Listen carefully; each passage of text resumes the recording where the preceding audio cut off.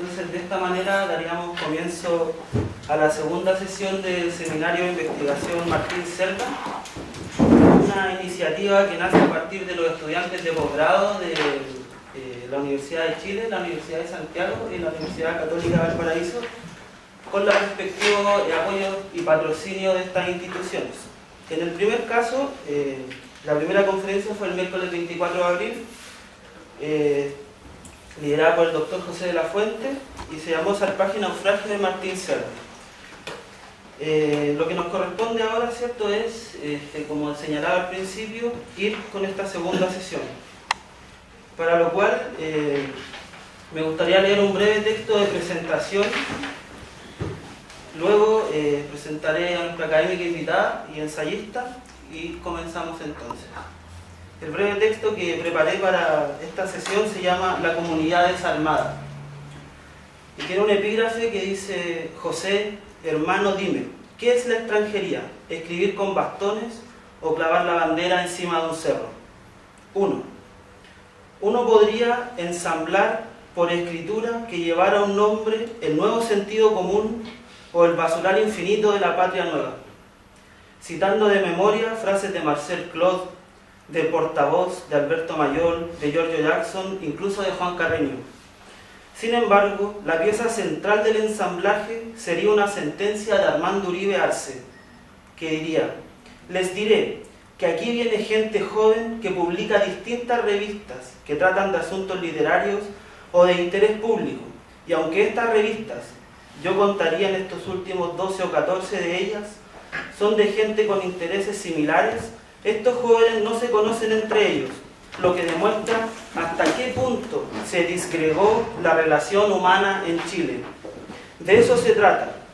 Esta batalla, perdida de antemano, es en realidad solo un gesto de los 400 muchachos para volver a armar una comunidad. 2. Martín Cerda es para mí un ciudadano de la patria vieja. Con esto intento levantar una escena, aquello que Cecilia Sánchez denomina una puesta en relación o un cruce de hilos, en la cual veo reiterarse a Jorge Tellier, a Teófilo Cid e incluso a Carlos de Roca, en un mundo fuera de los nombres propios, donde solo queda un quipu enredado en la memoria. Esa escena donde se reitera una y otra vez hasta el hartazgo una frase de Miguel Serrano, que habla sobre la religión de la amistad, una política de los ensamblajes. Gabriela Mistral, en sus notas al Agar, escribe que la poesía es una materia alucinada, pero en realidad su escritura, que recoge una oralidad arcaica, luce un estilo que dista de los extremos de la academia y del periodismo de notas. Esa materia alucinada, que Deleuze llama de lo que ha visto y oído el escritor, regresa con los ojos llorosos y los tímpanos perforados. Pulsa trazo a trazo una escritura como la de Martín Cerda. Y con esto termino. En esta derrota por la obra de Martín Cerda veo un problema asociado al ensayo en Latinoamérica. Esto es, al lado de Enrique Sureña, de Martínez Estrada, de Mariátegui o de Ainsa, podríamos, ¿en qué escenas, por ejemplo, en las antologías de José Miguel Oviedo o en la de Alberto Paredes, quien declara en ese volumen: este volumen es una antología crítica del ensayo hispanoamericano del siglo XX? ¿En qué sentido Martín Cerda no es discutido ni siquiera en las notas a pie de página? ¿Por qué? ¿Acaso la invención de la identidad latinoamericana debe contemplarlo. Y ahora paso a presentar a Cecilia Sánchez. Licenciada en Filosofía por la Universidad de Chile, cuenta también con un diplomado en la Universidad de París 8. Es doctora en Literatura en la Universidad Católica de Chile y doctora en Filosofía en la Universidad de París 8, a través de un programa de cotutela. Actualmente es profesora en la Universidad de Academia de Humanismo Cristiano y profesora del Magíster de Género en la Universidad de Chile. Es autora de los libros Una disciplina en la distancia, institucionalización universitaria de los estudios filosóficos en Chile, publicada en Santiago en 1992 y también traducida al francés con una publicación del 97. Luego, es importante señalar Escenas del cuerpo escindido, ensayos de filosofía, literatura y arte, publicada por una asociación entre Cuarto Propio y Universidad Arcis el 2005. Además, a mí me interesa destacar un ensayo recientemente publicado que se llama Hablar, escribir y pensar bien, Andrés Bello y la formación de una comunidad de la lengua en Hispanoamérica, recientemente, como digo, en un libro titulado Andrés Bello, Filosofía Pública y Política de la Letra, cuyos coordinadores son Carlos Osandón y Carlos Ruiz. También es importante destacar que en prensa se encuentra un libro reciente, por salir como señalo, que se va a llamar El conflicto entre la letra y la escritura, legalidades y contralegalidades de la comunidad de la lengua en América Hispana y la América Latina. El sello va a ser Fondo de Cultura Económica. Sus investigaciones y publicaciones giran en torno a la relación entre la lengua, la escritura, la literatura y la política, la filosofía en Chile, la relación entre el cuerpo y las teorías de género y la diferencia sexual. Con esto entonces le doy la voz a Cecilia. Bueno, agradezco la presentación, la invitación, la presencia de todos ustedes para un tema. Bueno, yo como siempre me muevo siempre en vagos territorios, entonces no estoy en mi casa en ninguna parte porque sé que ustedes son de la disciplina de la literatura y yo, bueno, desde la filosofía me muevo hacia la literatura, me desplazo y eso se va a notar. Bueno, yo en realidad de Martín Cerda no soy un especialista, bueno, sería un contrasentido, además ver el ensayo, de fragmentos, como vamos a hablar, desde un saber demasiado instalado, ¿no? Por lo tanto, lo bueno que tiene la escritura de de Martín Cerda es que acoge al extranjero, por así decirlo. Entonces, de todas maneras, yo quiero hacer una introducción porque estoy trabajando hace tiempo en el tema del ensayo, sobre todo el ensayo en Chile, respecto de varias disciplinas. No solamente el ensayo literario, el ensayo filosófico, histórico, sobre todo en el siglo XXI, fundamentalmente. Entonces tengo una introducción al respecto, la política del ensayo en Chile, y posteriormente entonces ya entro a hablar de Martín Cerda, el ensayo sobre el ensayo. Tiene otra parte que se llama, prefiero decir de qué se trata, las tensiones de lo fracturado, para terminar con la escena del bazar y del mundo roto. Esas son como las cuatro partes de las que voy a tener que leer, y haciendo algunos alcances así orales, espero no aburrirnos. Entonces, bueno, respecto al primer punto, la política del ensayo en Chile. De entre el espectro de los estilos literarios existentes, el ensayo parece ser uno de los géneros de escritura de mayor ambigüedad, distante de los códigos que administran diferencialmente el régimen de la escritura y de las ideas. El ensayo exhibe una configuración abierta al vagabundeo de una palabra que no busca incrementar un saber especializado, pues más que explicativo, su interés de corte reflexivo. Pese a las incomprensiones que este género desencadena, Ejercerlo entrega un poder cuyo plus es político y transgresivo.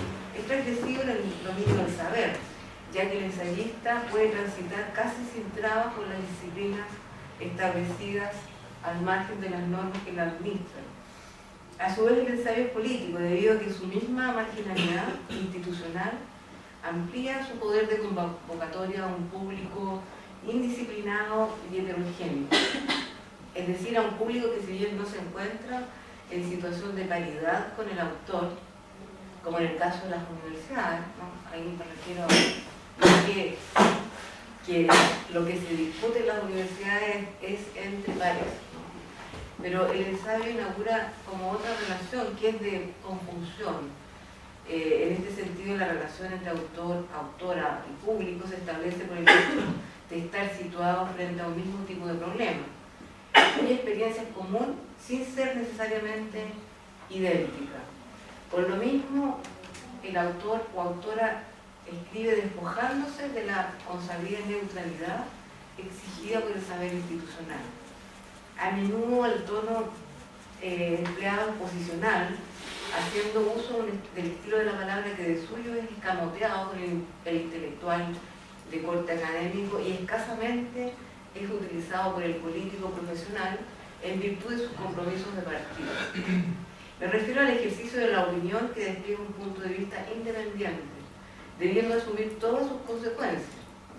Esta forma de escritura, de carácter, como lo llama Habermas, teórico-comunicativo, apela al espacio de la sociedad civil, espacio definido por una praxis que en Chile aún no termina de acreditarse, aunque sí fue requerido en el periodo de la dictadura. Las figuras bajo las cuales se ha presentado el ensayo en Chile y también en Latinoamérica han dependido de las formas de constitución de la política y de sus instituciones y del lugar en que ese entramado ocupa el escritor o pensador o pensadora. En la segunda mitad, perdón, en la primera mitad del siglo XIX, los pensadores de mayor reconocimiento, Bello, Letelier, Sarmiento, Letelier, escribieron incitados por el telo hipotético de la fundación del Estado-Nación, que aún no existía, pero que la literatura y el pensamiento podrían llegar a crear mediante la invocación de una razón moderna. En varios países del continente esta razón se hizo llamar civilizada. A la inversa, el ensayista del comienzo del siglo XIX, y aquí yo me refiero especialmente a Alejandro Venegas, del que hablo también en el libro, porque me parece paradigmático, ¿no?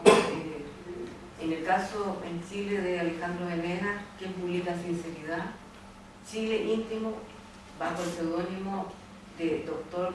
Valdés Canje.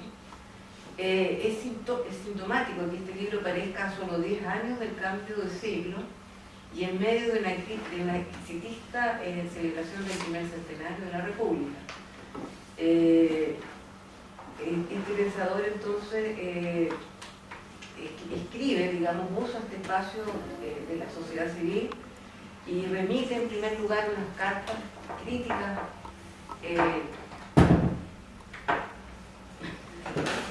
que me producía